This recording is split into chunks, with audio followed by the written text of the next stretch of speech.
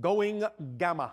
Now, many of you are familiar with some of the different frequency states of your brain, and you know that there are states that put you in different kinds of modalities, different kinds of perspectives. But many of you are also not familiar with the idea called the gamma state, which is between 40 and 100 cycles per second in your brain. In the typical channeling state, it averages somewhere around 45 to 50 cycles per second. 45, 50 hertz, as you say. And this particular vibration allows you to experience in the neurological net of your brain more cohesiveness, more acceleration, more connection, more synchronization, while also simultaneously allowing certain neural pathways to actually close down in order for the focus that is necessary to bring through information from higher perspectives, higher points of view. Now, in general, when you are doing anything that you love to do, following your excitement, acting on your passion, you are in a gamma state. The idea being, as you say, in the zone, peak performance, deep meditation, but also simply when you are engaged and involved, not noticing what you call the passage of time. That is the gamma state, also typically called the channeling state. Now, you can channel in a sense without being in the gamma state, because every single one of you from time to time will channel through the gamma state by acting on the thing you love most, by following your passion. And anytime you do, you are, in a sense, connecting with your higher mind, bringing more of your total being through, accessing information and perspectives and ideas and dimensions that may not necessarily be par for the course in your day-to-day existence when not functioning in the gamma state. Nevertheless, it isn't the only way in which many of you channel.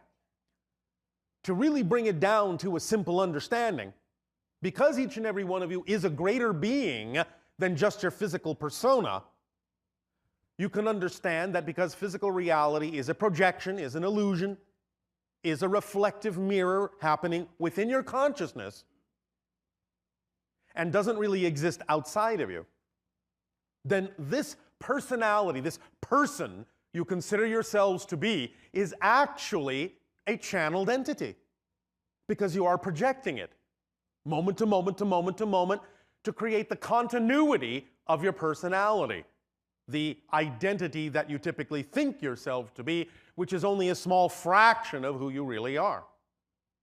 But when you allow yourself to harmonize and align that personality structure that is already being channeled with the higher mind by going into the gamma state, then the persona becomes far more representative of the higher mind.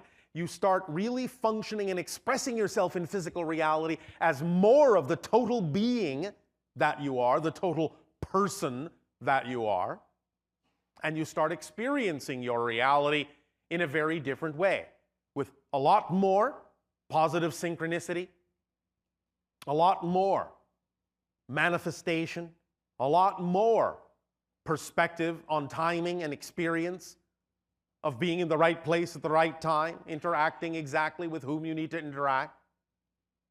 You amplify your senses, stretch them out, and allow them to begin to perceive things that were heretofore invisible to you, whether they be just more energy forms, different colors, or actual other entities that are around you all the time that are simply now invisible to you, that you can allow to become visible by going into the gamma state more and more, practicing that state, living in that state, acting from that state to allow more creative expression in your life, more freedom of expression in your life. And in doing so, allowing your life to feel very fulfilled, very ecstatic, very effortless, flowing, along your path of least resistance. So practicing getting into the gamma state will allow you to truly begin to accelerate and evolve in a very different way, in a much more expanded way, in a much fuller way, a more all-encompassing way. We will thus help you with a permission slip that we will deliver during your holotope, as the holotope meditation, to crystallize in your ability to call upon and shift yourself to the gamma state when and where you so desire, until such time as, while you continue to practice it, it becomes your first nature. It becomes your typical natural state of being, and thus you can experience your life within that state, take any actions that you take on your passion from within that state, and allow your life to become far more synchronized, far more magical, far more miraculous. Because as we have said, miracles are the natural order of existence. They are not the exception to the rule. The fact that you don't necessarily always experience your life as miraculous, that's the exception. And you are now at a place and a time where you are evolving past that limitation, past that limited perspective, where you can begin to open up those senses and see reality in a very different way, knowing that it is actually coming from within you. For as we have said also, remember that spirit is your natural state. That high vibration is your natural state. You are all mostly in spirit right now, and you are simply dreaming that you're not. That's what physical reality is. It's a projection of consciousness that allows you to focus your consciousness, your spirit self, in such a way as to pretend that it is no longer in spirit, but it is, and can never leave it.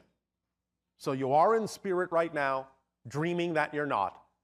And thus the idea of going into gamma more and more and allowing that to become your natural expression, your natural state of being in life, with everything that you do, will allow you to begin to wake up in the physical dream, become more lucid in the physical dream, and really experience your life as a dream, allowing it to be far more flexible, far more malleable, far more shiftable, so that you can experience the manifestations that are relevant for you, important for you, that you need in life, in that perfect timing, letting your life unfold in a way that you know already works, not having to force it to work, make it work, manipulate it into working, which are all completely the opposite of what really allows it to reveal to you that it already does work if you will only let it.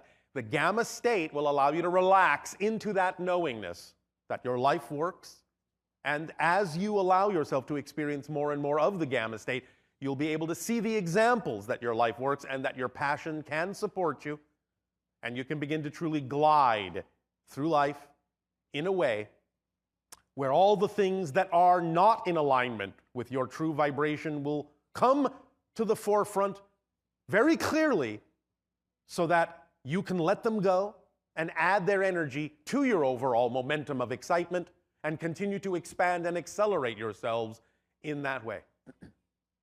So, when we take you through that permission slip meditation, you can allow yourself to continue to practice it every day in whatever way works for you, in the best way that works for you, and bit by bit, day by day, you will experience more and more of the reflections that are commensurate with that gamma state and see life as it truly is, rather than the illusions you have put before yourself that don't work for you. It is all about understanding the power of the illusion as opposed to falling under the illusion of power. So before we begin the exchange of dialogue and questions, and before we take you through the permission slip meditation at the end of this transmission during the holotope experience, we will give you a little bit of practice right now to prepare you for this meditation. And this involves your breathing state. As you have witnessed, when the channel goes into the gamma state to align with our frequency and allow our thoughts to translate through him into your language so that we may communicate with you, there is an alteration, a shift in the breathing patterns in the channel's body. This is for the purpose of increasing and enhancing the alignment of his vibration with ours, so that we can harmonize and so he can become a translator for our thoughts by allowing himself in the proper state, the gamma state, to have the same thoughts at the same time we are having them, and thus, like two tuning forks vibrating in harmony, bring through the translation from our reality to yours.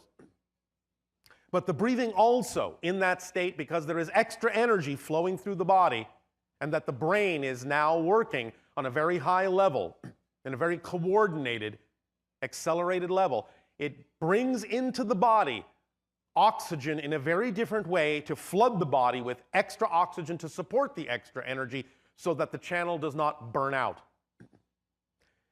This will be part and parcel of your experience in going into gamma from time to time, where your breathing will shift. You may experience different sensations in your body from time to time that are any blockages that you may have getting out of the way and opening up to allow the extra energy through, to allow you to start functioning in a more aligned, harmonious, and coordinated way with the gamma frequency. So do not be alarmed if you experience some of those symptoms and sensations. It is all natural for you to experience a little bit of stretching when allowing more of that energy into your being. Again, in very short order, it can become ecstatic because, again, the gamma frequency is representative of you being in a state of passion, in a state of love, in a state of creativity and allowance. So it won't necessarily last very long, but we are just letting you know that these things may be part of your experience, your process in allowing the gamma state to become your natural state over time. Doesn't have to happen tomorrow, doesn't have to happen next week, doesn't have to happen next month or next year. It's up to you. The pace that you are comfortable at acclimating to the gamma state is completely in your hands, completely up to you. There's no right way, no wrong way, no right timing, no wrong timing, except the perfect timing for you. So just let it flow, let it be natural, let yourself acclimate to it in a way that allows you to feel that it is completely comfortable and natural for you. So, a little bit of practice now with the breathing. Take a deep breath in and let it out. Now, most of you took that breath in through your nose. You will still, in a sense, be breathing through your nose, but it's not going to feel like you are. Now, open your mouth and breathe in that way, through your mouth.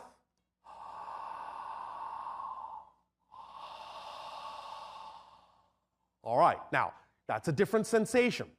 You're opening up the back of your throat in order to allow the air to come in and go out. So now here's the trick. Instead of feeling like you are breathing through your nose, or instead of feeling like you are breathing through your mouth with your mouth open, allow yourself to begin to breathe through your mouth with your mouth open, but halfway through, close your mouth, but continue to inhale. So that the back of your throat is still open. And it doesn't feel so much like the air is coming through your nose anymore. So that's a good trick, a good way to train yourself to do it, is start with your mouth open, inhaling, but then close your mouth and continue to inhale in the same way without switching to the sensation that you are breathing more through your nostrils.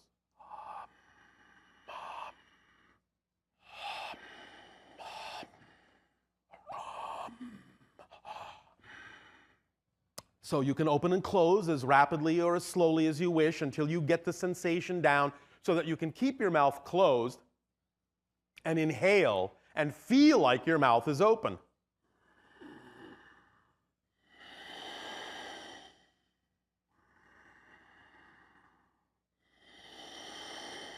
Don't worry if you're not getting the hang of it right now. It's all right.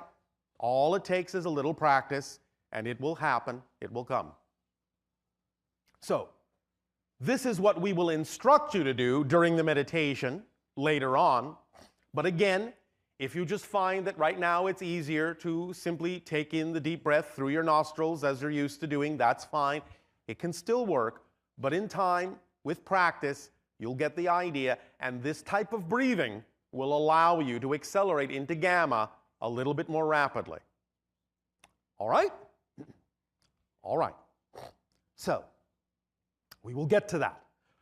But for now, once again, our deepest appreciation, our gratitude for the co-creation of this interaction and the allowance of our ability to interact with your world and see that many more reflections of the multidimensional crystal of creation reflected in each of you, which is a beautiful thing. I ask in return for that gift now, how may we be of service to you? You may begin with your questions and dialogues if you wish. Good day, Bashar.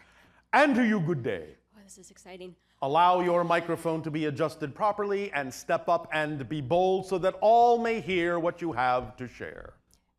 Okay. I have two questions. All right.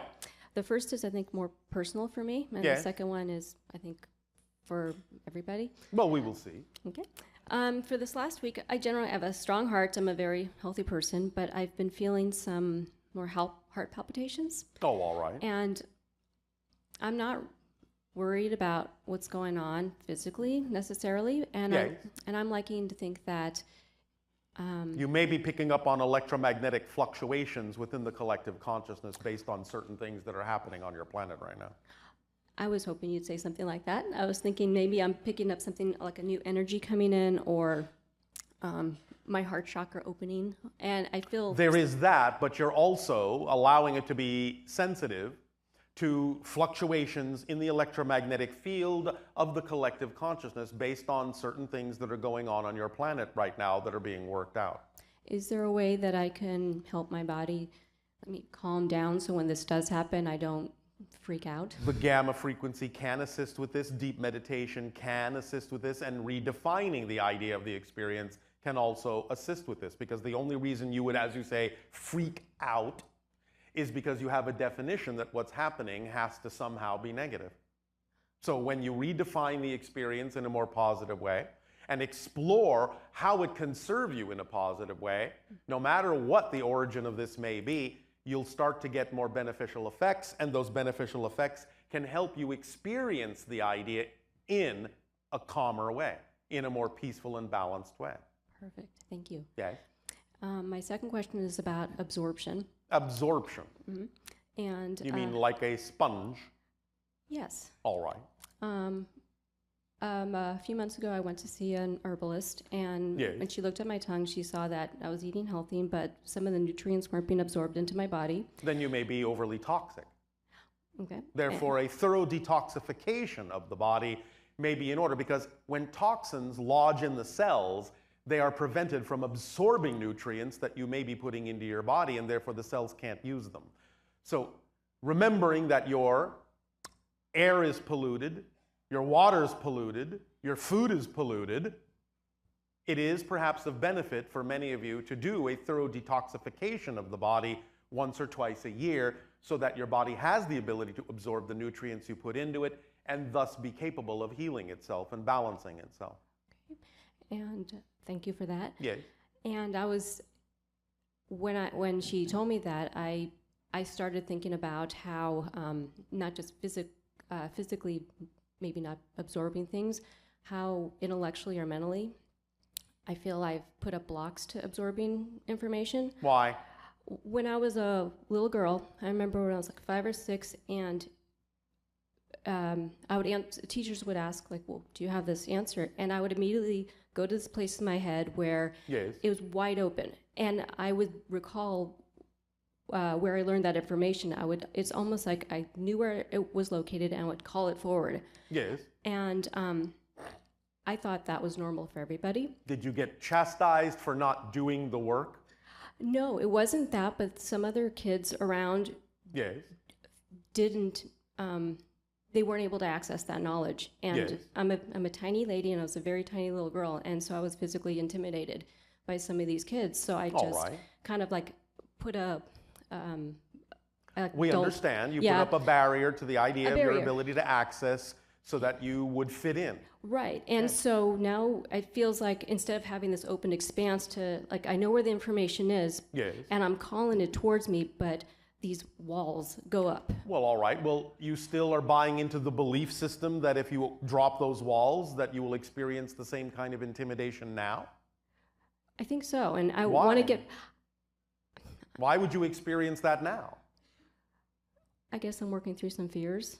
I Well, don't know. yes. Of what besides the intimidation? Being in, I don't know. Yes, you do. Looking stupid. I don't know the attention. This is a little challenging for me to be up here, but I'm more excited than. Well, all right. Well, congratulations for at least dropping that wall. Right. But again, the idea is you have to examine your belief systems about why you think that's still a reality for you. You're not that child anymore, are you? I'm not. All right. Well, are you sure? No. All right. Thank you for your Yeah. honesty. Maybe I feel like I'm going to threaten others. There's a power in me that I'm going to get Others may chastised. choose to feel threatened, but you can't threaten them. Just as Okay. you cannot be threatened unless you choose to feel threatened. So Okay. this is about the choices that you're making based on what you believe is most true for you in relation to the circumstance that you're describing.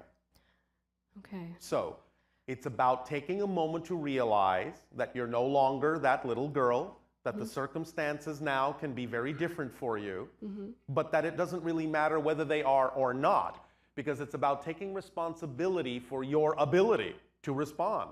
It's about allowing yourself to be who you truly are, knowing that that's actually what serves everyone best, whether anyone else recognizes that or not.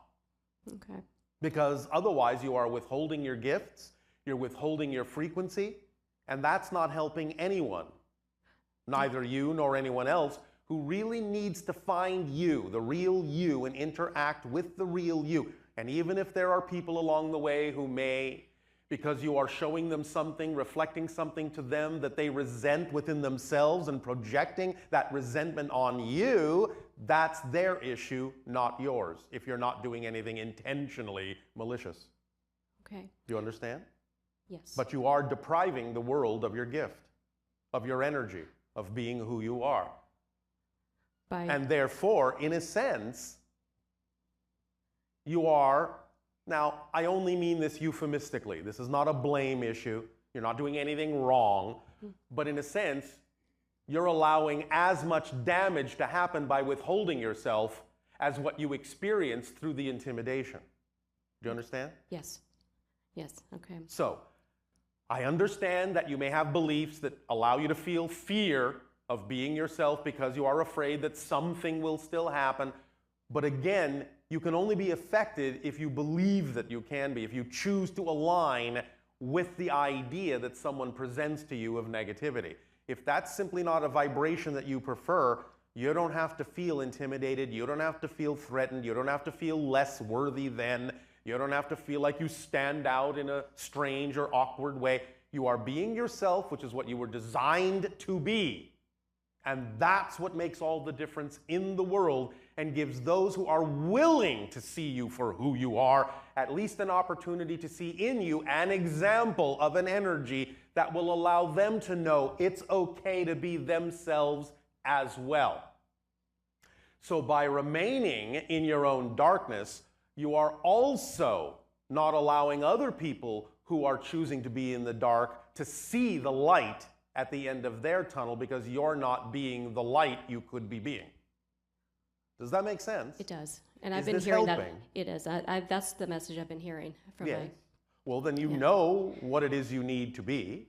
Yes. And if you feel the fear, then just stop. Take a moment. Ask yourself, well, what belief am I holding on to in order to feel this way? What is it I'm believing about myself to be true in this circumstance?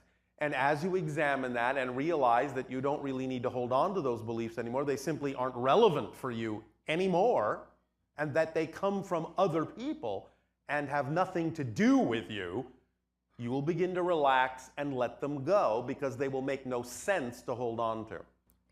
And through this process, Yes. Will I be able to absorb more knowledge that's... Yes. Okay. All right, thank you. Does that help? It does a lot. Did you absorb the knowledge we just shared with you? I think I did. Well, there you go.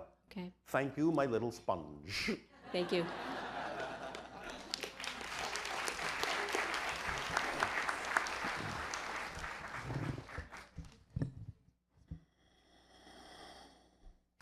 Please remember, this is very important to remember, all of you. Our civilization is not doing anything more than you're doing. We create our own reality, you create your own reality. It's just that we are aware that we're doing so. So the only difference between what we experience in our civilization and what you experience in your lives, in your civilization, is not a difference that we're doing something different. It's the degree of awareness that you have that you're doing the same thing that we are. That's the difference. So the more you are more aware of who you are and how you're creating your reality through your belief systems, then the more you will see that you are always in control of whatever it is that you experience in life. Yes? Yes. And to you, good day. Good day to you too. Thank you. Thank you for your teachings. I am curious about the breath exercise that you just did. Yes. And I do a lot of work with people and work on myself quite a lot. Yes. And I'm wondering if you could talk a little bit more about the power of the breath to create transformation and how I can use it in my work with people who have experienced trauma and suffering. Well, again, allowing them to go into the meditative state through this style of breathing, which sometimes is referred to as meditative breathing or yogic breathing. It has many different functions in that sense, but as we said, it energizes the body. It brings that in, which supports the body more fully to allow the person to feel more stabilized, more supported by that energy, and more connected to the idea of the higher levels of their being and their own consciousness. It fills them up in that sense in a very different way that allows them to feel like they're riding a wave and floating through an experience rather than having to push their way through or fighting against a current. Does that make sense? Yes, it does. All right. Thank you. And I have one last question about the power of beliefs that can act as barriers. Yes. I've noticed that even when I intellectually understand that a belief is not relevant to me, to my life, that it's difficult to still let go of? There is a pattern that seems to continue to exercise a gravitational pull. No, that's just another belief. Yes. Remember, a habit and a pattern is something you don't know you're doing by definition. Once you become aware of the pattern and the habit, you don't have it anymore. You have to be beyond it to know it was there. Because while you're in it, you don't see it as a habit. You understand? I do. Therefore, you have a definition in your society that once you become aware of a habit, you still now have to do something to let it go. Becoming aware of the habit is the end of the process of letting it go, not the beginning. And if you know that, then you will see that it is gone. If it still continues, what that means is you still have another belief you haven't found that says that for some reason you have to keep choosing to do something you don't prefer to do. Find that belief and let that one go. And if you still are behaving the same way, you still haven't found the core belief. Keep digging. When you truly find the core belief that underlies all those secondary beliefs and truly let that go, then you will see no more of that in your behavior, because you will stop choosing it, because it will make no sense to choose it anymore, because it has nothing to do with you anymore. Thank you. Does that make sense? It does. Please remember, you do not do anything that you don't on some level choose to do. It always comes out in your emotions, your thoughts, your behaviors. They are always the signal about what you believe to be true. And you then have the opportunity to use those behaviors, those thoughts, those feelings, to trace them back to what belief you must be holding on to generate those feelings, those thoughts, those behaviors. Just keep digging. Eventually you will find the core belief. But remember, this is the tricky thing about negative beliefs in particular.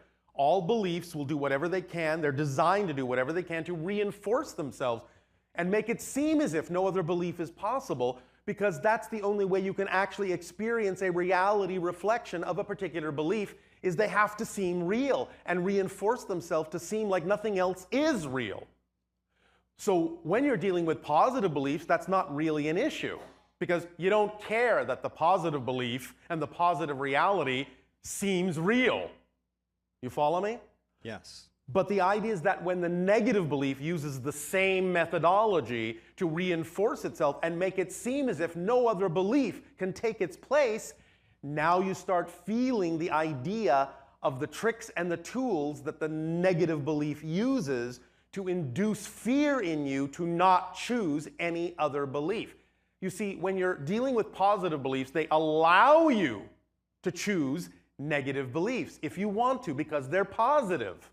But when you're dealing with a negative belief, it's going to use whatever tool or trick it can to stop you from choosing a positive belief because it's negative.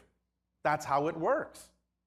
But if you know it's just a belief and you know you can change it because it's just a belief, then you have the skeleton key that always will unlock the idea of whatever a negative belief may be telling you to believe is true, when it's nothing but lies, smoke, and mirrors, just to get you to keep believing in the negative belief because it's doing its job in doing that. So you need the skeleton key of just knowing that no matter how bad it feels, no matter how fearful it may feel, the idea of changing or letting go of that belief, it's just a belief. And in fact, the stronger the fear to change gets, that's when you know you're closest to changing. Because that shows you that the negative belief is using every single one of its tricks and tools to get you to not change. It is pushing as hard as it can to make you as terrified as it can of changing. So when you are right at that brink of absolute terror, you are right on the edge of absolute freedom. Yes, you have that saying, it's always darkest before the dawn. Yes? Yes. Well, this is how negative beliefs work. They will make things seem very dark, very formidable, very fearful, very dreary, very dangerous to get you to not let them go. But when you start feeling that, you just need to keep going. I'm not saying you can't feel the fear. It's okay to feel the fear. You can acknowledge it, but you just have to know that that's just the lie that the negative belief is telling you to get you to not let it go. You have to know it's just a belief and just a trick. This is where the religious phrase comes from, the father of lies. It's just the negative belief system. That's all it is. It's going to lie to you. It has to lie to you to get you to believe something about yourself that just isn't true. You're unworthy. You don't deserve. You're incapable. You will be intimidated. Watch out, that's dangerous. These are all lies, but it has to tell lies because what it's telling you isn't the truth. And the only way to get you to pay attention to the lie is make you feel scared enough that you will not allow yourself to believe the truth. You are worthy, you are deserving, you are brilliant, you are beautiful, you are creative, you are loved. It's just doing its job. It's not being malicious, it's just how it's designed. But when you grow up and you know that, and you handle it in an adult way, you will know, all right, you're doing your job. Thank you very much. I'm very scared. Ooh. You've done a brilliant job of attempting to prevent me from moving in a direction I prefer. Well done. I applaud you. You're a brilliant negative belief. And now you've done your job and you can relax because I'm choosing something else. Thank you very much.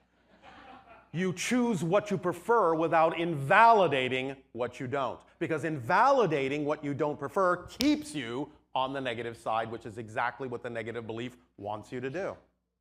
Yes, please invalidate me. Come on back. This way, this side of the line. Go ahead, judge me, invalidate me, because all you're doing is judging and invalidating yourself again, and oh boy, I've got more to work with. You following this train of thought? Yes, I continually reinvest in a negative belief by resisting it or criticizing it or attacking it. Absolutely. And when you invest, to use your word, in a negative belief, the only thing that can happen is depreciation. Yes?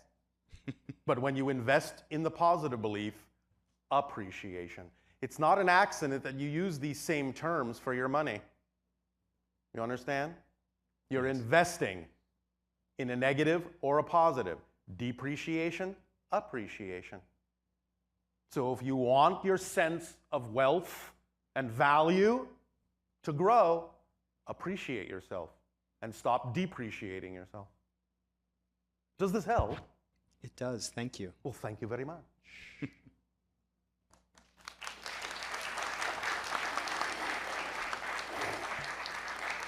Hi, Bashar. And you good day. How are you? Perfect. And you? I'm doing great. Oh, all right. Really nervous. You are what? Nervous. Oh, I thought you said you were doing great.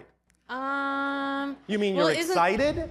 I'm excited, but I'm You're flopping back and forth between the positive and negative version. Yeah. All right. That's all right. Okay. Tick tock, tick tock, tick tock, tick tock. And so what would you like to discuss? I was like, I wanted to be here for so long, and now that I'm here, I'm like, I don't feel like I'm here, and it's like, whoa, you know. Oh, well said. Very eloquent. Okay, so. Yes.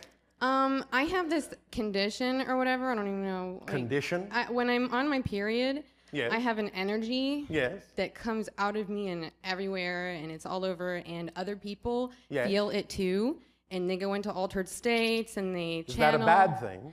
Oh, no, it's not a bad thing. I just have never heard you talk about this, and I know, Well, you're always giving off different kinds of energy frequencies that people who are sensitive to them can pick up on. Okay. So the idea is that when you're in that state and you're connecting to nature in that particular way, and the idea of your femininity and the idea of all of the energy of the lunar cycles, you're connecting to a very deep energy of mystery and discovery. And sometimes people can align with that and go along for the ride, and sometimes people may be a little bit afraid of that and not want to do that, but that's all right. You can be within yourself and give off that vibration to invite people to go on that journey of investigating the deep mysteries within their consciousness, or not. Is this all right? Yeah, it's great. Yeah, I used to like, Yes. yeah, I used to define it negatively or whatever, but now I know that it's a good thing. And if I see somebody else projecting or doing something, I'm just like, uh-oh, that's probably me kind of doing that to them.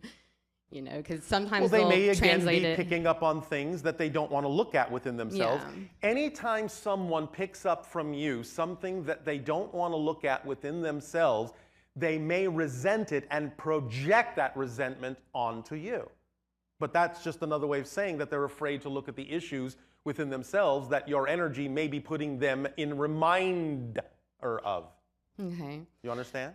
So if you know it's not anything that you're intentionally doing, Yeah. and you understand it's their issue, you can let them work through it and let them do whatever it is that they feel like saying or doing or going away or what have you.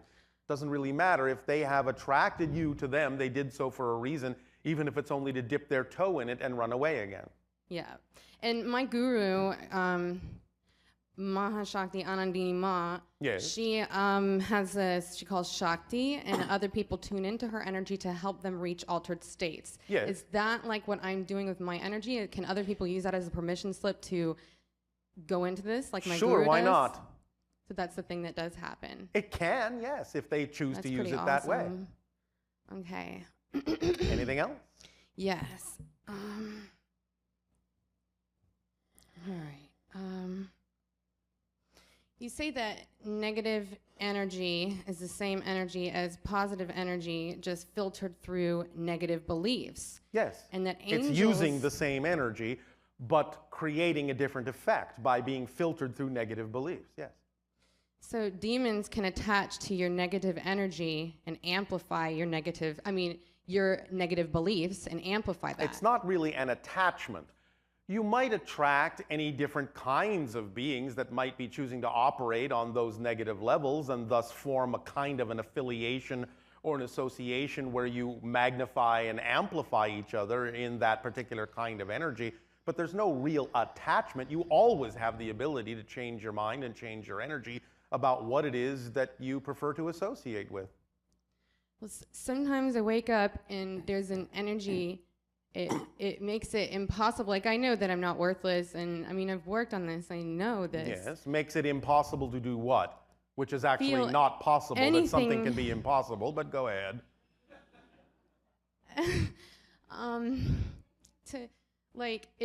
I can't access any of my knowledge, and the energy is so powerful that I Yes. just feel like I'm being crushed. All right, well, how do you know it's not your own energy being filtered through a negative belief system about yourself? That's what I'm saying. I have no idea what that belief system is because Well, keep it's digging. usually worthlessness. Keep digging. That's usually It always may not it. be an issue of worthlessness. It can be other issues. Everybody else that I know in my life will seem so distant, like I've already lived 1,000 lives past it, and everybody's dead and gone, and I feel really not even alone. Like, I feel one with everything, but I just don't feel like I'm here. Like, I remember who I am and everything, and it's shocking. Yes, so. So yeah. But you obviously chose to be where you are for a reason. Mm-hmm. What do you imagine that reason is? Is there something in your life you would rather be doing that you're not doing yet? Expressing Yeah. yourself in some creative way you're not expressing? Yeah. Such as? Well, I don't know. Oh, yes, you do. Otherwise, you wouldn't have said yeah. You would have said, I don't know, first. Well, I like to make everybody feel like an energy of like happiness and go into like the zone, the By gamut doing together. what? What is your preferred method of expressing your love, your creativity, your positive energy? What are you not doing you would rather be doing? I like to do psychotherapy with people, the belief discovery stuff. And are you doing it? Yeah, I am with my friends sometimes. And But what is it you're not doing yet that you would rather be doing? what is it that I... Yes. Is there ways you could be expressing your joy more fully? Your Yeah, preference I could and feel your worthy excitement? enough to, like Socrates, just walk around and be like, "Hi, everybody. What's your name? I'm Cheryl. Yes. Talk with me. Love yourself, and all that." But sometimes I like go to approach somebody and I'm like, I don't want to do it. Why? You know? Why? We do it. Because they look at me and they're like, "You're weird." So what? So what? So you are holding I mean, yourself who does back. that, You are holding yourself Yeah. back. Yeah. Why? Why? Because people look and they're like, So what you're saying is you are not willing to be yourself because of what other people think. yeah. That's what Well, I'm then saying. you're holding yourself back. And you know perfectly well then Yeah. what you're doing. When I was a kid, it was easier, and now I feel like because I'm 31, I'm aging. You're and still a it's harder. kid to me. Yeah. What do you like? I'm 500 or something? 154 right now. Yeah. You are a whippersnapper. Yeah, that's pretty cool. You said that nobody would channel the cats or something like that. I but didn't say that. Okay, well, their energy is freaking crazy. They're weird, and they're really invasive, and they're so artistic. Who is and happy. invasive? The cats. No, they're not. No, they're not. They go in, and then they like. They are not doing anything you're not inviting in. Yeah, I like it, and it's just very strange. It may be strange, but that doesn't mean it's invasive. Yeah, it seems like there's like one cat Stop. governing. Stop. other. You need to get a handle on your definitions. Okay. So you need to take some time, be reflective, be introspective, go inward, and start examining your inventory of definitions that you have about these things, because the words that are coming out of your mouth are very revealing as to why you're feeling confused about these things, because they are saying very clearly that you have definitions that are out of alignment with who you prefer to be, and that those definitions aren't working for you. Mm-hmm. So take some time to do some self-investigation and find all the definitions that are out of alignment with who you prefer to be. And when you catch yourself using definitions like, it's invasive, stop. Well, I'm not defining invasive as a bad thing Stop. necessarily. Stop. Okay. Don't ramble on. Stop yourself and do some self-investigation. Don't cover it up with extra words. All right? But isn't that what you do when you like channel? You just keep going, kind of? What I'm saying is stop. Okay. You need to take stock of certain definitions in your inventory and let go of the ones that are not helping you feel centered and balanced. All right? Yep. All right. So if you are willing, do that. It will help. Thank you very And much. then you will know exactly what to say, when to say it, Yep. and it doesn't have to be in any way, shape, or form expressed in a way that will be reflected back to you as if you're out of control. It will be more precise. It will be more well-timed. It will be more artistically expressed. Okay. All right? Are these cats our cats, like our house cats, or do they have another planet? Or something like that? Like, because I think like maybe it's our cats or something. Cause, Let's leave the energy of the cats alone for the moment. okay. Take stock of your inventory, and when you have done a little house cleaning, then you may find that the cat energy will be experienced differently by you. Thank you. All right? Thank you. Our love to you.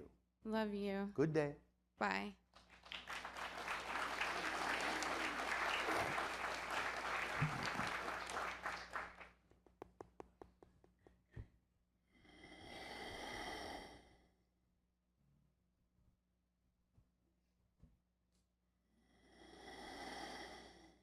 Greetings, Bashar. And to you, good day. I think you've answered all my life questions already. But Oh, I'm how synchronous of you. still here. That's all right. You don't have to have a question. You can make a statement if you wish, or if a question comes up, you can ask it. Oh, no, I have a question. All right, well, speak up and be bold so that everyone can hear you. Okay. The first one is about... Oh, now suddenly she's got more than one. Nope, don't have any questions at all. Oh, wait, there's one. Oh, wait, now that's the first one of many. See how quickly things change? Oh, yes. Different states of being allow you to perceive different things. My job. Your job. Yes. Which is what? I work on Amtrak in the cafe car. I beg your pardon? I work on the train in a cafe car. All right, On the and train. is this exciting or not? It is absolutely not. All right, then why are you there? Because you believe that nothing else that excites you has the ability to support you in the same way? Pretty much that's it, yes. All right, well, are you at least, in whatever time you have, acting on your highest excitement to the best of your ability with no insistence on a particular outcome when you can, to give your excitement an opportunity to show you that it can actually support you? Are you at least doing something to allow your excitement to reveal and prove to you that you can be supported? Yes. Such as? I'm going to school, To do what? voice acting. Voice acting. All right, this is exciting for you? Yes, I love it. Oh, all right. So, again, please remember, you have to honor whatever belief system you already have that you believe you need in order to be supported in life. It's not going to help you to jump the train if you don't believe that there is something soft to land on. So until such time as you prove to yourself that your excitement is capable of supporting you somehow, it would be wise to hold on to the things that you now believe you do need for support. But The rate at which that changes is up to you. The more you are willing to act on your excitement in all the ways that you can and be passionate about your passion, doing everything you can, every opportunity that you can act on or invent to act on your excitement to the best of your ability with zero insistence on a particular outcome, zero, then you will begin to see the synchronicities piling up. More opportunities will come to give you more opportunity to act on your highest excitement and allow your excitement to prove to you that it can support you in life. And then bit by bit, you will feel comfortable letting go of the things that you're doing now that are not representative of your excitement. And whatever that pace is, whatever that transition time is completely up to the rate at which you're willing to believe that your excitement can support you fully in life. But that pace is up to you. Is this making sense? Absolutely. This is just physics, you know. That's all it is. Nothing mysterious about it. It's what you put out is what you get back. Mm-hmm. Well, so yes? another thing that I do is... Speak up, speak up. Another thing that I do, I'm a vocalist. I sing. Well, then speak up. So, yes, so that's another expression of your excitement. Yes, it is. All right, well, what are you doing to take action in that direction already? Anything at all? What are you doing? I sing at different churches. All right, and this is fun and exciting for you? I love it. All right, and again, now, do you have a belief that the things that excite you are not capable of supporting you? I have a belief that, one is that I'm not good enough. Not good enough. So I say that, and then somewhere in the back of my mind says, well, that's not true. So I have... Well, which one are you going to listen to? Well... What's coming out of your mouth or what's going on in the back of your mind? I must be listening to the one that's coming out of my mouth because of where I am with it. And therefore, why give that more credence than the other voice? Why? Your mouth isn't necessarily smarter than the back of your head. Well, listening to your conversation about the negative energy, yes, that appears to be the most powerful energy that I listen to. Because you believe that it is. But it's not really. It's Yes. just attempting to convince you that it is. It doesn't actually have any more power. Right. It's tricking you into thinking that it does. But why pay attention to that if that's not what you prefer? What makes it seem like the negative actually has more power than the positive? Well, Yes. sometimes I'll look to the past that does not exist. Well, then, if you know it doesn't exist, what are you looking at? Nothing. I know. All right. But again, you can start to broaden your definitions about what support means. Remember that when we talk about the idea of support and abundance, there are many forms of abundance. Abundance is, as we have often said, just the ability to do what you need to do when you need to do it. That's it. Who cares how that gets accomplished? Sometimes it might be money, which exists on your planet. Sometimes it might be that you're being given a gift. Sometimes it might come in the form of synchronicity. Who cares what door it walks through as long as you are supported? Don't insist on any particular method of support, and then all the methods of support can come in when they are needed. And the ones that aren't there aren't the ones that will work. They're not the path of least resistance. You have to train yourself to know that your life already works, and that whatever form of abundance comes is the form that is representative of the path of least resistance and the support that you need at that moment. And stop insisting that it has to come another way. How about that idea? I like that. And I'm getting better at work Yes. releasing the stuff that doesn't serve me. All right, and another suggestion also, if you're going to hold on to doing the thing that you say is not really as representative of your excitement as these other things, at the very least, if you're going to hold on to it for a while, do it in the most exciting way you can do it. That's what I was going to say. Like that, I'm enjoying the part that I'm enjoying it. All right. But again, Up to you as to how long you hold on to the parts that are not representative of your joy. Right. And did I hear you say Yes. that? Okay. So Did you hear me say what? Well, did I hear you say that you didn't say this exactly, but that I heard that I need to wait until the time. You don't need to wait. It would be wise Okay. That it would to be, not jump right. if you don't believe that you are supported in the jump, because then you will only be out there feeling like you have no support at all. I see. So, but it's up to you as to when you believe that acting on your excitement will support you instead of the support you're getting from the thing that you don't prefer to do. The universe doesn't care which one you choose, you know. Yes. It's up to you to decide what is capable of supporting you. And if you know that there's really no reason at all to assume that your excitement can't support you, then you will make the shift. If the thing that you don't prefer is capable of supporting you, why wouldn't the thing you do prefer be capable of supporting you? Where's the logic here? Well, there isn't any. Thank you. Well, when you really start to realize how illogical this is, you will start to feel more confident about the idea that your excitement can support you, because that's what it's designed to do. That's literally what it's designed to do. Because any definition of excitement that contains anything but the ability to be supported, guided effortlessly through life, driven forward in the way that you need to be, any other definition than that isn't a definition of excitement. It's something else.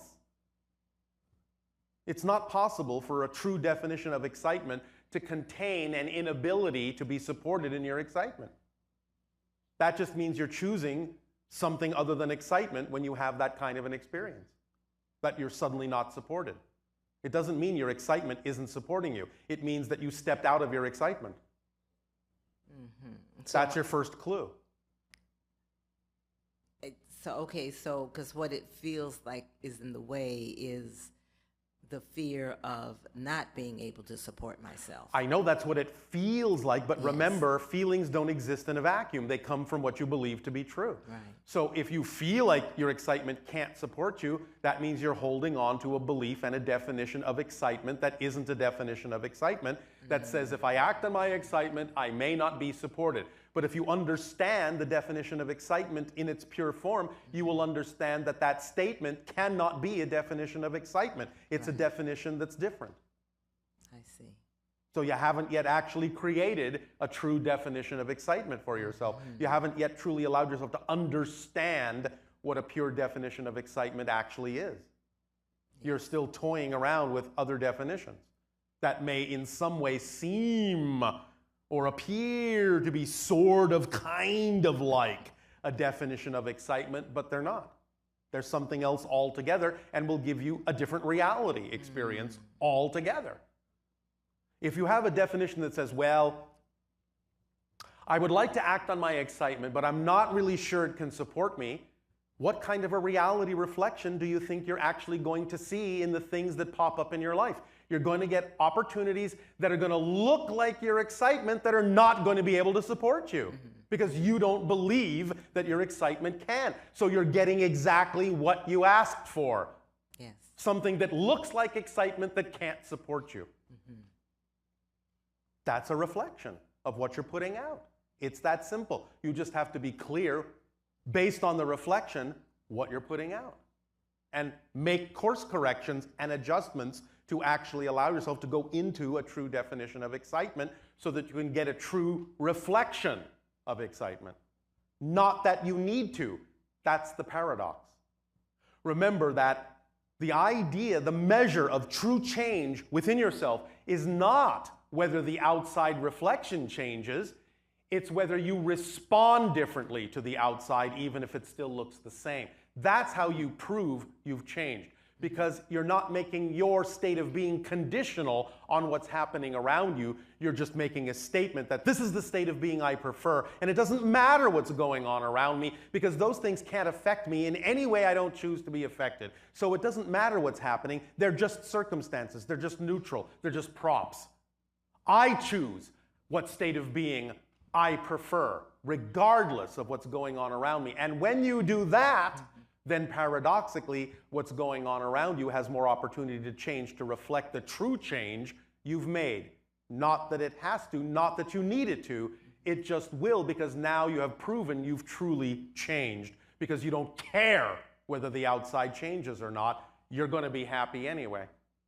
Yes. And that's when you're truly happy, and that's when the outside can actually reflect the happiness back to you. Is all this making sense? Oh, absolutely. Yes. Is this helping? Yes, it is. Are you willing to sing a new song? Absolutely. All right. Then thank you. I have one more question. Do you? Yes. How abundant in questions you are. And it's about age. Age? Yes. Do you mean Getting like old. the Cretaceous period? That kind of an age? Or a millennium? That kind of an age? No, or like do you mean your own personal yearly, age? My own personal yearly age. Yes, I know. Just having a little fun to lighten you up about that concept. What about your age? How old are you? I'm 71 years young. Yes. So if you know that you are young, why are we talking about your age? Well, because that's a word that comes out, but I do feel older. And Well, you feel more mature. yes, and the body doesn't do what it wants to do all the time. So what? You will find ways to act on your excitement in ways that now fit what you are capable of doing, and paradoxically, when you do that, you may find your body is capable of doing more. When you let what is be what needs to be, and be okay for what it is now, and act on it to the best of your ability as it is, you create more opportunity for what is to become something different. And adapt to your energy that you're putting out. So move forward to the best of your ability. That's all you need to do. And you may surprise yourself at what you'll be capable of doing when you're not holding yourself back from being who you truly are. Mm-hmm. Remember that the concept, in many ways, of the so-called negative side of aging on your planet is because you're actually not moving forward in your true energy. You're stagnating, you're holding back, you're not letting your full energy support your body. You're cutting yourself off from that energy source by not acting on your full passion, and therefore the body can, when cut off from that energy, start to wither and die. But when you fill yourself full of life, it's quite possible that you may actually even see a reversal of age. Because you'll fill yourself up and plump yourself out. Does that make sense? Yes, it does. Does this help? Absolutely. Thank you so much. All right. Thank you.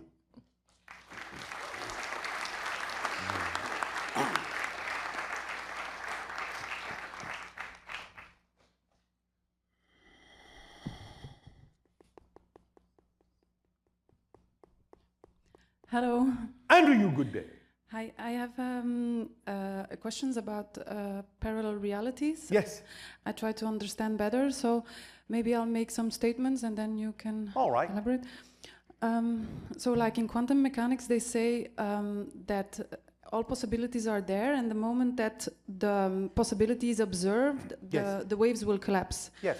Right? So my question is if all possibilities are there at the same time, but and you say like all worlds are there, but Yes. if they are not observed, are they like as real as what we experience They are here? because they're observed by someone else, not you. Maybe other versions of you are observing them and experiencing those parallel realities where you are only experiencing what you chose to observe with your frequency. So there are literally like a billions of An infinite parallel number, yes. realities that are collapsing like this one Constantly. constantly. Yes, Okay. moment to moment. You are shifting through billions of parallel realities every second to create the illusion of time and space and change. Otherwise, each parallel reality would just be a frozen snapshot with no experience and no movement in it. You have to shift your consciousness through those in the same way a projector light shifts through different frames on a film strip to create the illusion of movement and change in a movie. But then what is the meaning if it's already all happened? The meaning is what you put into it in terms of the new experience you have because you're looking at it from a new perspective. The structure of existence never changes. Your perspective of it does. And when you change your perspective of it, there's new meaning in the relationship that you have to the structure that doesn't change. But it's already been perceived, all of it. But not by you. Do you understand? Not by you on this level. It's being perceived, all of it is being perceived by all that is, all at once, but all that is doesn't need to change. It can't. It is what it is. The only way it can experience the idea of changing is by creating what appear to be fragments of itself that don't experience all of it all at once, and those fragments are called you, and you, and me, and you. So that all that is gets to experience the idea of itself from a perspective where it doesn't experience all of itself. Does that make sense? Yes, but when it's already happened, because there is no time and space, this already happened. It exists right now. It's not that it happened. That's a temporal statement. It just exists. Time is one of its creations. So it can play with time, you can play with time, and make it flexible and malleable in many different kinds of ways.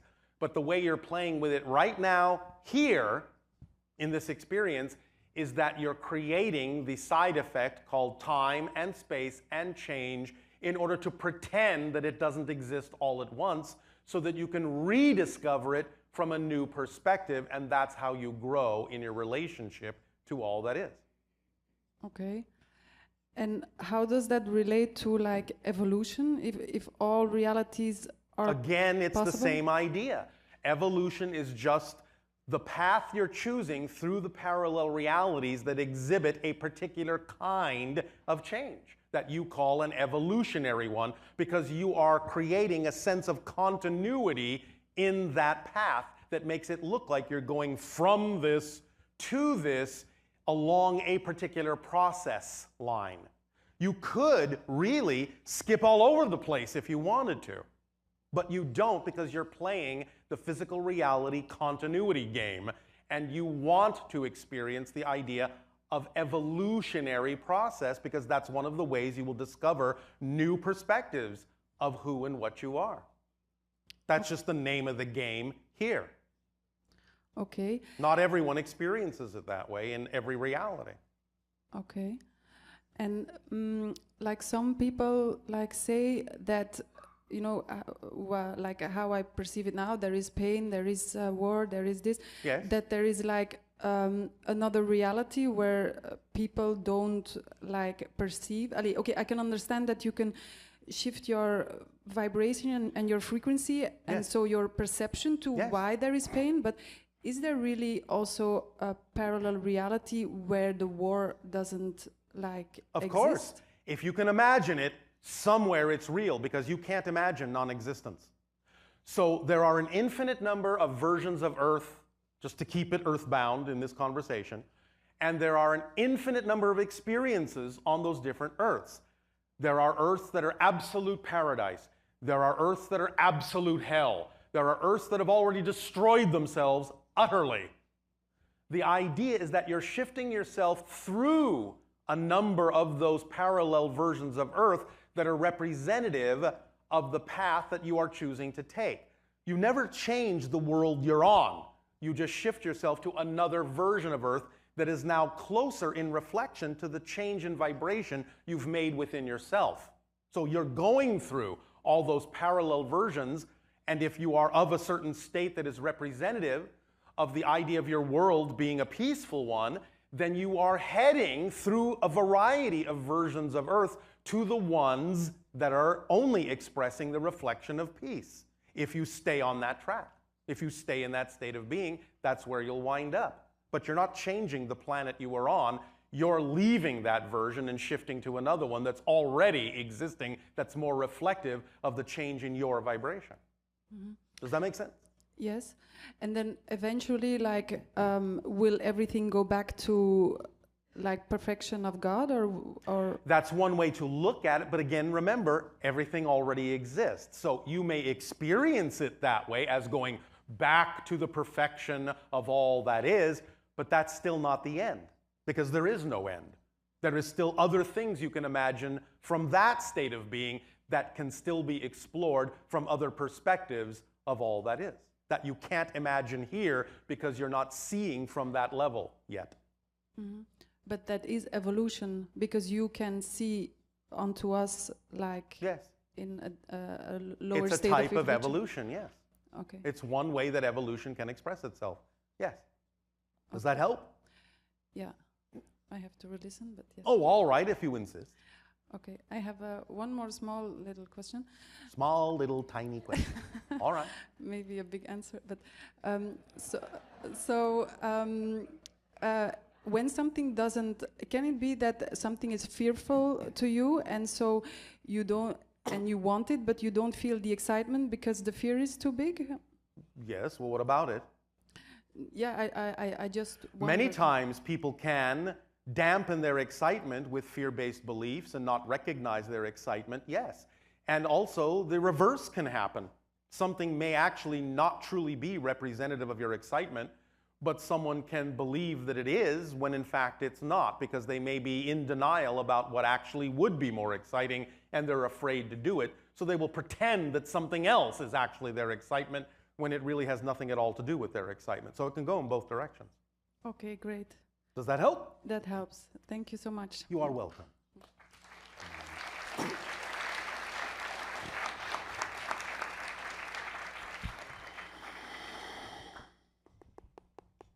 Hello, Bashar. And a you good day.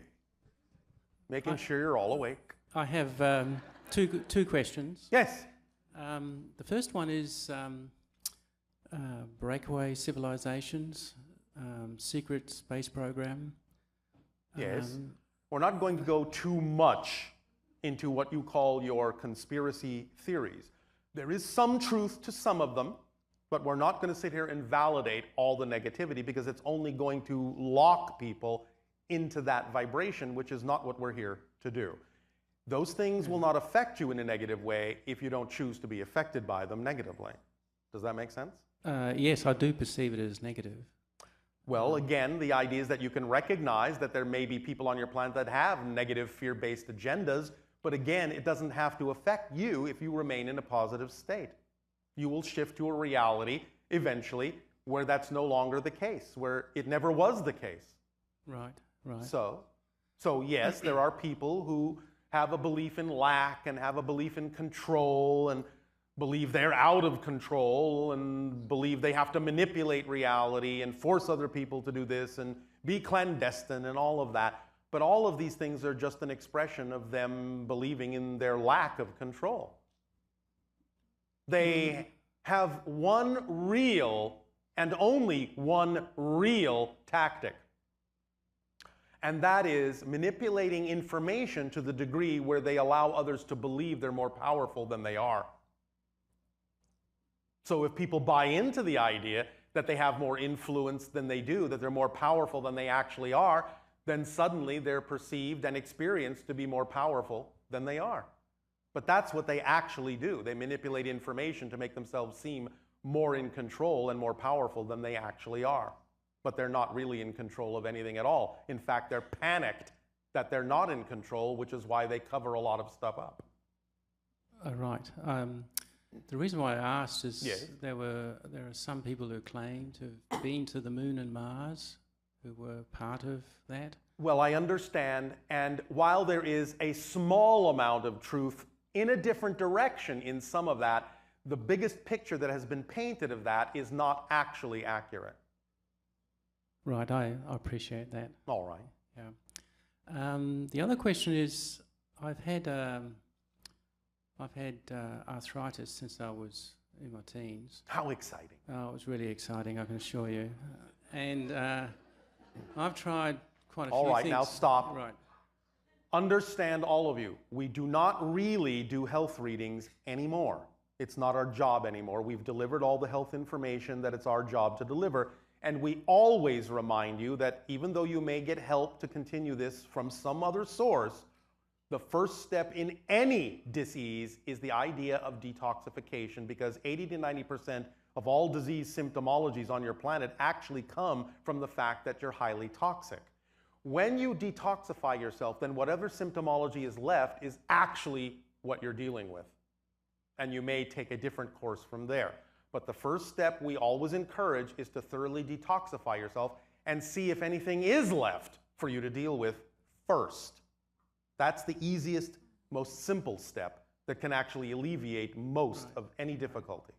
But that's really all the health information we can deliver at this time. You will be assisted from other sources. Right, I was really also thinking of how to shift my paradigm. Are you acting on your highest excitement every possible moment that you can with absolutely zero insistence on a particular outcome? Yes or no? Hesitation means yes. no. I was going to say most of the time. That means no. Right. Doesn't matter if you're doing it most of the time. Obviously, there are times when you're not, and those are the things you need to focus on. The times where you're doing it, that's fine.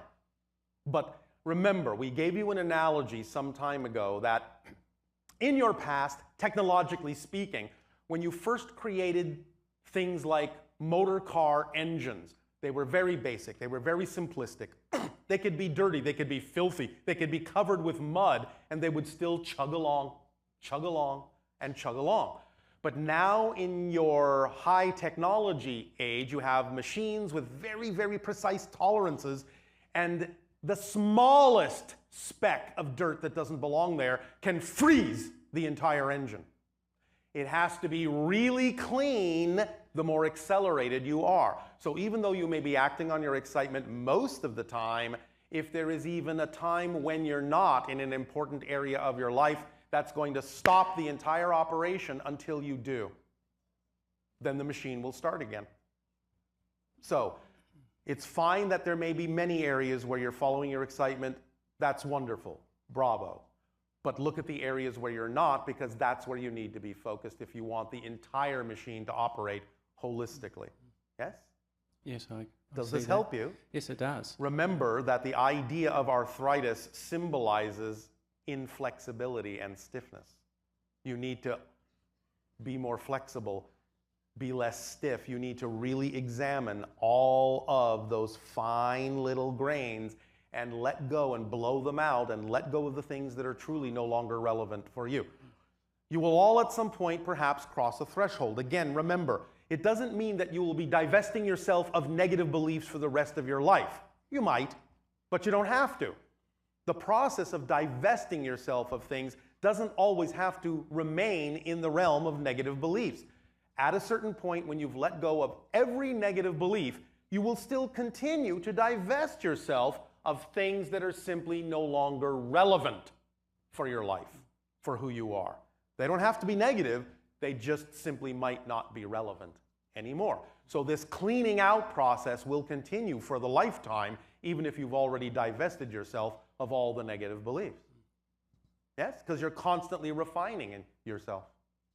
Make sense? Yes, it does. Thanks. Does this help you? Yes, it does. All right, well, thank you. Thank you.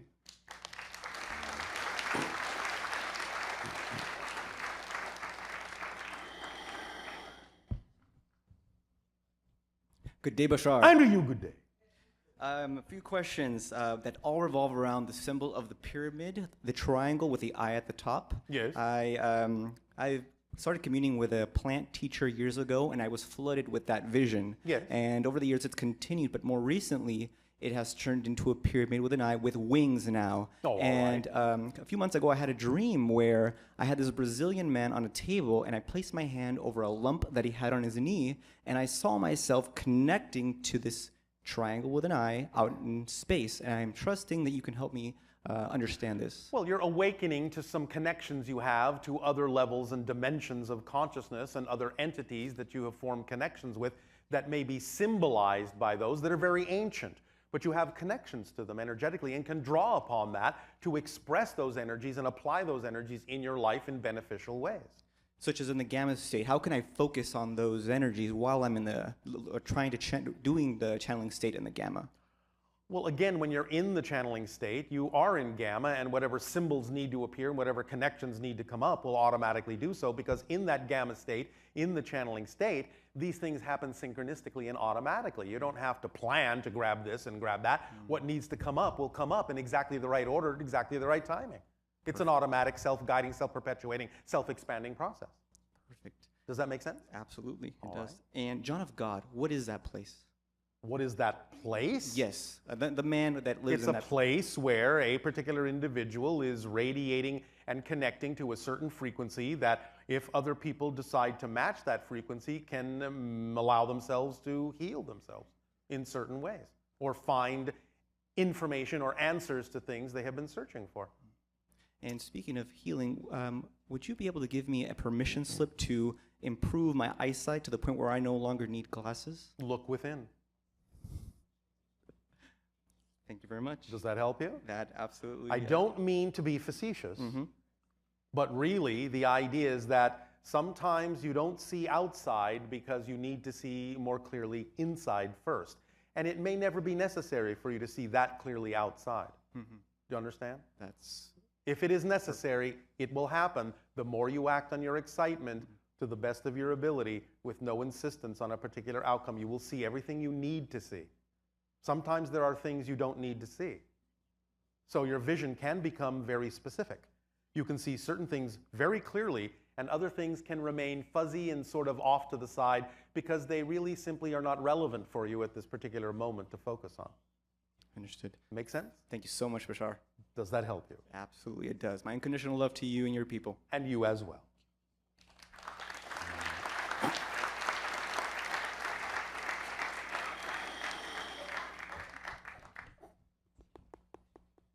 Hello, Bashar. And to you, good day. From the morning, I'm getting a strong feeling that you may have a message for me. If you have anything from my higher self or higher mind, can you? Oh, I'm going to ask you the same question I've been asking, because that's what the higher mind would ask. You do understand that the sensation you call excitement, that's actually your body's translation of a message from the higher mind, saying, do this first, do this now. Do you understand that? Yeah, I do.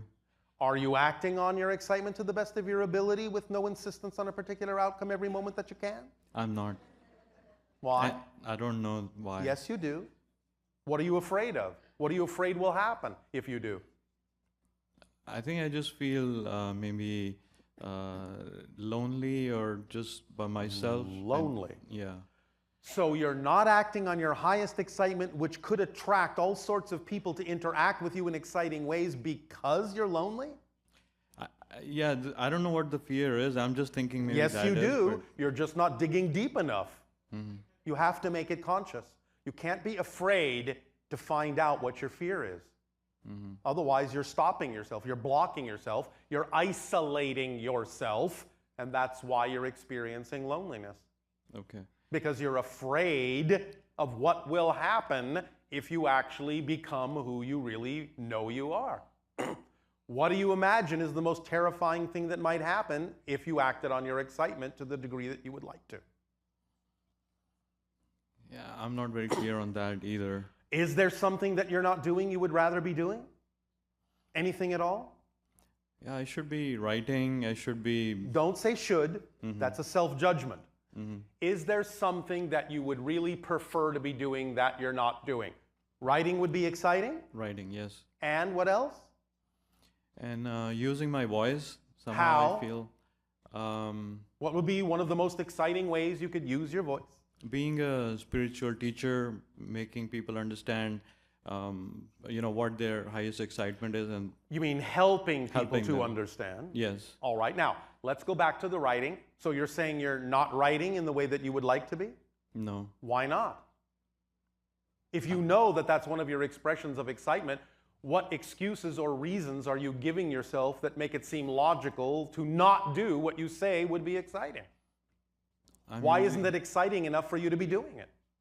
I'm just looking at, day to day, hour to hour things that, this needs to be done and that small thing needs to be done. And Then you don't understand how excitement works. You don't understand the kit, the toolkit. The toolkit of excitement, when you start acting on the formula, and again, please understand, this is just a description of a mechanism. It works flawlessly. It's working right now. It's just that you're using the mechanism to produce things you don't prefer instead of using it to produce things that you do prefer. But the mechanism is flawless. It always works. If you act to the best of your ability on anything that contains more excitement than any other option, take it as far as you can until you can take it no further, and do that action with absolutely no insistence on a particular outcome. You activate the complete kit of excitement, and the tools in that kit are, it becomes the thing that supports you in all the ways you need to be supported.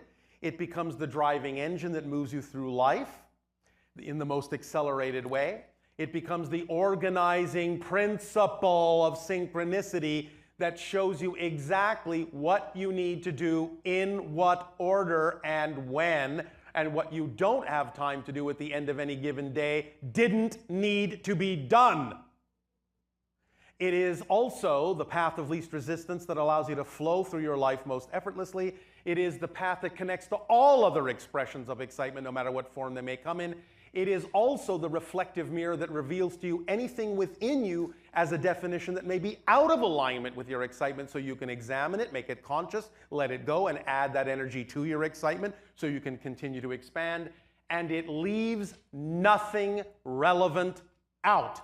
It's a complete kit, self-contained, self-guiding, self-perpetuating, self-attracting, bringing you everything you need. So when you say, well, I have to do this and I have to do that and these things are getting in the way of my excitement, you're working your life backwards. Because by acting on your excitement, whatever really needs to be done will get done because the timing will be provided for it. And if it doesn't get done, most likely it didn't need to be done either that day or maybe even ever. Okay. You have to trust that the guiding principle will actually show you what you need to do, because many people on your planet are very, very busy doing all sorts of things that they probably don't really need to do. You can be much more efficient and streamlined in your life by allowing the principle of synchronicity to guide you as to what actually needs to be done that's in alignment with who you are, and when it needs to be done that's in alignment with who you are, and with whom it needs to be done that's in alignment with where you are, and where it needs to be done that's in alignment with who you are, and nothing else. Okay. Does this help? Yeah, it does. And I feel... so when will you start writing? I'll start tonight, this evening. All right. Yeah. Is that exciting? Yes. And drop any expectations about what the writing is supposed to get you or what's supposed to happen with it. Do it because that's what excites you, for its own sake. That's it. Okay. We share these ideas. We communicate with your civilization and other civilizations because this is who we are. This is what excites us. If you don't pay attention to anything we share with you, we don't care. We would do this anyway because this is what excites us. But we know that because it is what excites us and it's because it is who we are, there are those who will absorb the information and make it their own and use it to accelerate their lives in a positive way. We know that must be so. So we don't have to care who does and doesn't pay attention to the information. We know the people that need to pay attention to it will pay attention to it and use it. We know that the people who don't need to use it won't pay attention to it, and they're not our audience anyway, so who cares? Okay. I do this because this is who I am, and that's the only reason to do it. No other reason. Whatever happens, happens, and we trust that whatever happens will be exactly the thing that needs to happen in perfect order. Because we know that's how things work. It's as simple as that. And I feel the procrastination habit is also connected to this, because what I'm procrastinating on are the things which don't excite me, but I'm not doing what excites me. And higher mind is showing me that you are not doing these things because I'm not excited about it. But you can use your procrastination in a positive way, because if you are attempting to do something that you say excites you, but you're procrastinating, that's your first clue that your definition of how you're going about it isn't in alignment with who you are. Because if it was, you would be on it. You'd be jumping at it. You'd be doing it. You'd be passionate about being passionate. Any procrastination to do the thing you say you would love to do shows you that you're not going about it in the way that actually works best for you. Discover what that is. Investigate what that would be, and you'll get more excited about it, and you will see that it's an actual easy path. It's just that you're thinking it's more difficult than it is because you're going down a path that isn't yours. So investigation, the best method is to go into meditation? Is that what If you want to use meditation, that's fine, but you can think it through too.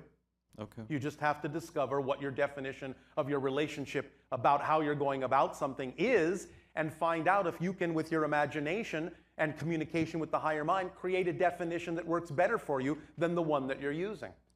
Okay. For example, if you're saying, well, I am excited about writing, but somehow I don't seem to be able to get started. Well, what's a reason why I would hold back from doing what excites me? Well, let's see.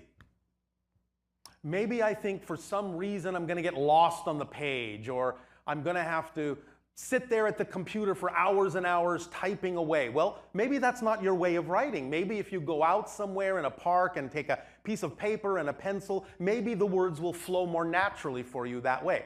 If there's any procrastination, it just means you're not doing it in the way that's most in alignment with you. Find out what the way is that's most in alignment, and everything will start flowing again.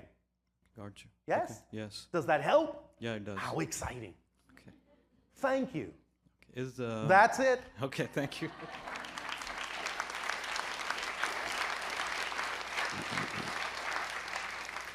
If nothing else, and you feel procrastination, if you're really a writer, you would write about your procrastination. And then you won't be procrastinating. Simple as that. If you're a writer. Know that you're a writer in everything that you do. Even if you're shopping for groceries, you're doing it as a writer would. Hello, Tadea. Nania! I think we have about 15 minutes left, and so maybe I'll do a couple of Ustream questions, all right. and then if you'd like us to call someone else up, that'd be fine. Okay, the first one has to do with the attacks in Paris. Yes. The terrorist attacks. Well, we long ago told you that you are going to see an increase in violence as you get everything out on the table to decide what kind of a world you really wish to have. And we said that because everything is starting to dissolve and fall apart, you're going to probably see an increase in instability. And you're going to see reflections of individuals who are in fear and feel disempowered for a variety of reasons, and expressing a kind of insanity on your planet until such time as you start to really balance yourself, look at the real deep causes of these things, and start to communicate with each other in ways that are far more constructive. Now, there may still be those who don't want to listen, and eventually they will be, in a sense, evolved out of your society by the shifts that you make. But nevertheless, this is the time of disassembly before you can reorient yourself and reassemble your path in the direction of a parallel version of Earth that you prefer. You answered that person's question completely. Thank you. Okay. Well, we're nothing if not efficient.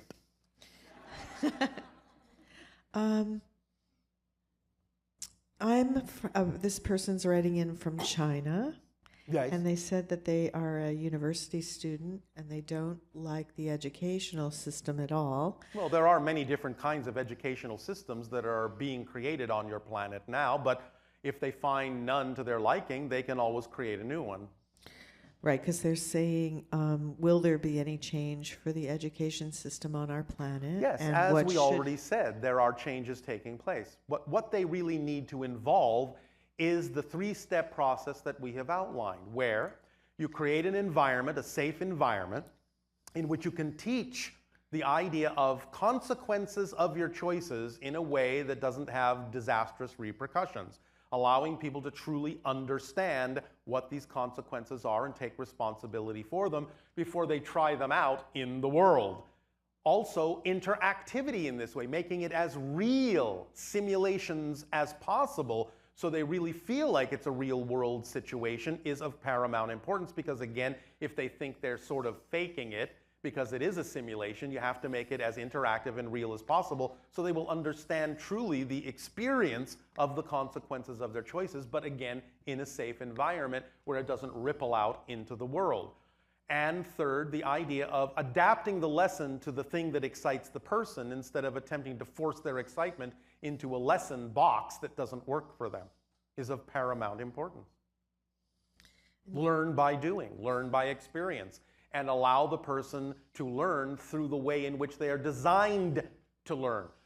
Now, this is beginning to change in some of the systems on your planet.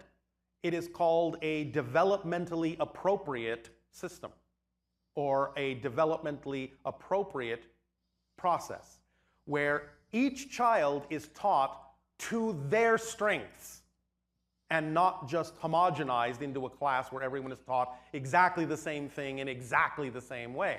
This is a step in that direction, where you start to tailor what you're teaching to each individual based on their excitement, their way of absorbing information, their way of interacting with the world, their way of processing information, and allowing them to learn by experience rather than simply throwing facts and figures at them, which will usually just bounce off their skulls anyway.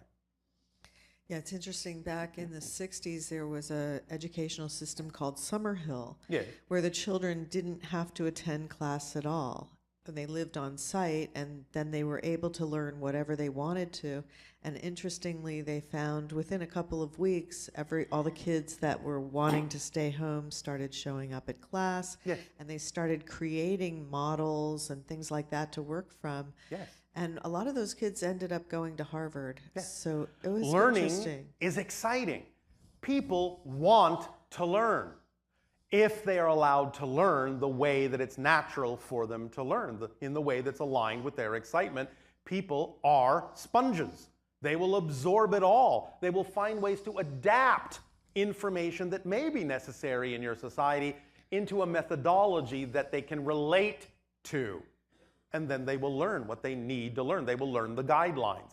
Yes, of course, we understand there are certain things that may be handy for everyone on your planet to know, certain guidelines that are part of living your life in a productive and safe way.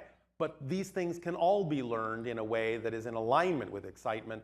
They don't have to be learned in a rote manner, and they can't be learned in a rote manner.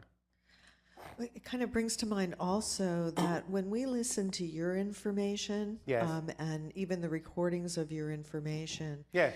there's a holographic effect with it where when you listen to it, you hear something different every time Yes. because it seems so specifically designed Yes.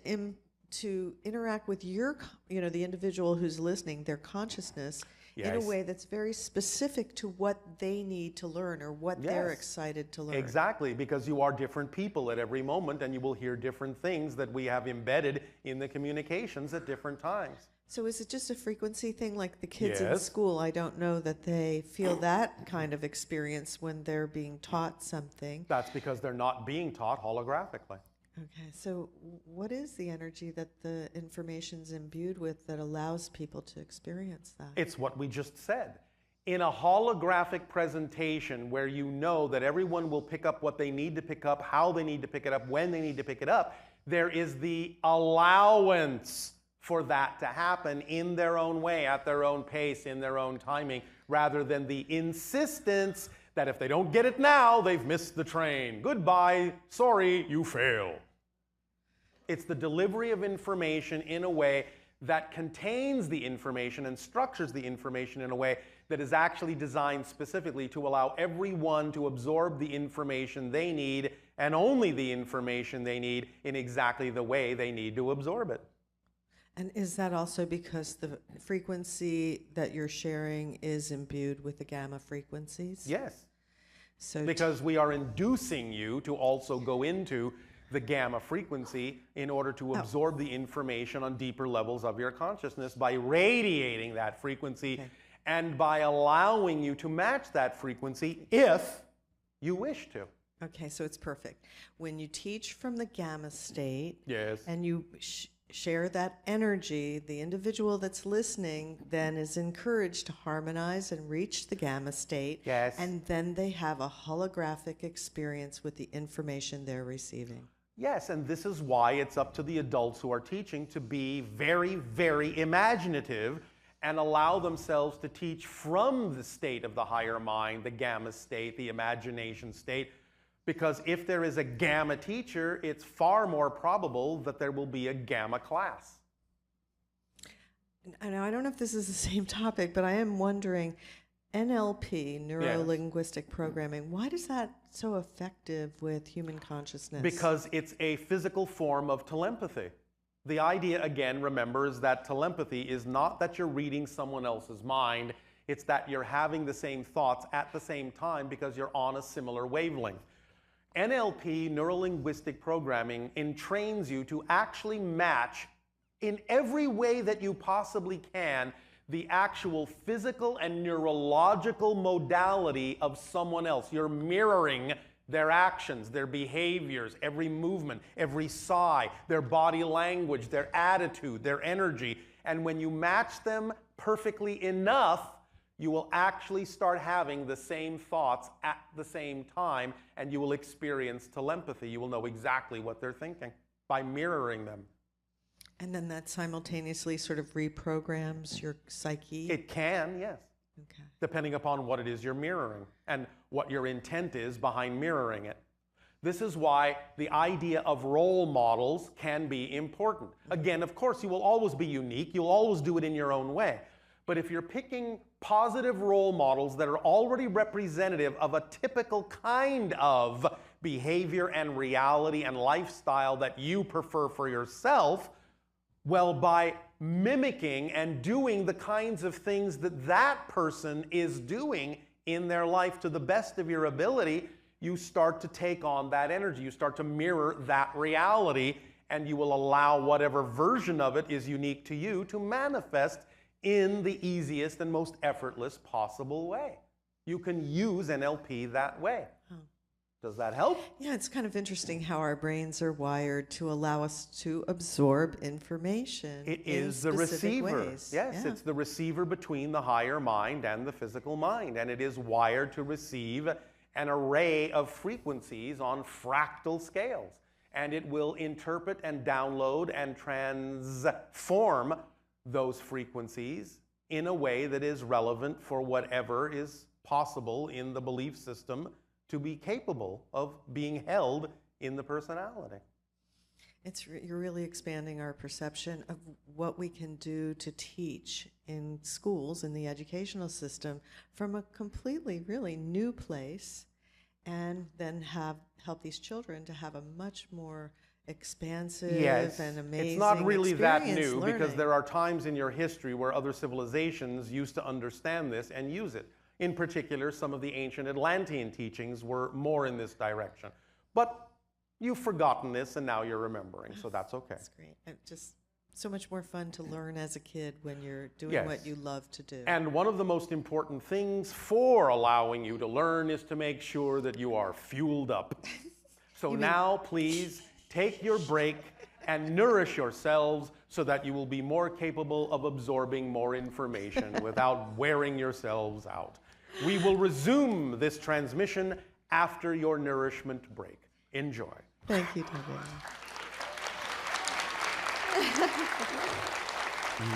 David.